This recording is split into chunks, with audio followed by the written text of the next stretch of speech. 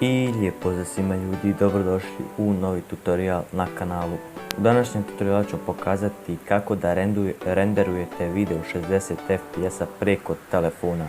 Znači ljudi, aplikacija se zove Power Director, znači ovo je full verzija, tako da ćete imati link u opisu ovog videa da skinete full verziju ovog programa.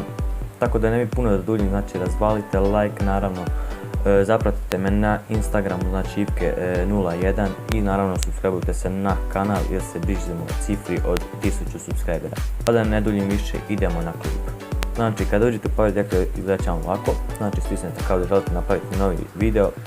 Evo, napravite project name, na primjer stavite TTRT neki bilo šta, ovo stavite kako želite format, mi ćemo staviti 16x9 logično.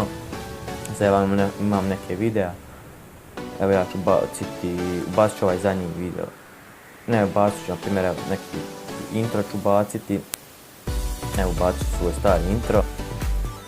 I ok, kao ljudi što vidite, znači tu je video i tako to, znači vi njega možete sad editovati. Evo sad znači kad imate full verziju možete da dodajete video na primjer, možete da uklonite čak i green screen, znači možete ono stvarno svašta.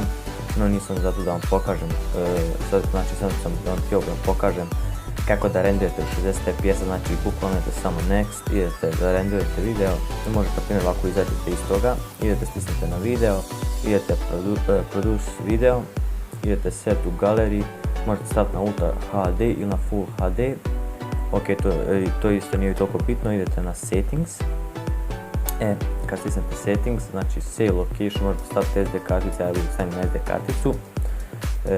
Bitrate stavite, znači better quality, znači najbolja kvaliteta, i frame rate, znači stavite 60 fps, vama će biti 30, vi samo postikujete na 60 i bit će vam video u 1080 piksela, to je 1080 piksela i 60 fps. Znači stisnete samo produce i tako to. Evo možete i na Facebook da podijelite, na YouTube odmah da vam se podijeli i na primjer putem neke druge aplikacije. Tako da ljudi, evo to je jedan kratak tutorial u kojem se pokazuje kako da renderujete video 60 fps preko telefona. Ako sam vam pomogao, znači razvalite like, naravno subscribeujte se dole na kanal da se bližimo 1000 subscribera i naravno zapratite me na Instagram, imat ćete sve linkove u opisu ovog videa. Tako da to bi bilo to što se tiče ovog tutoriala, nas ste uživali, kraj mislim sljedećeg klipa, do tada lijep pozdrav.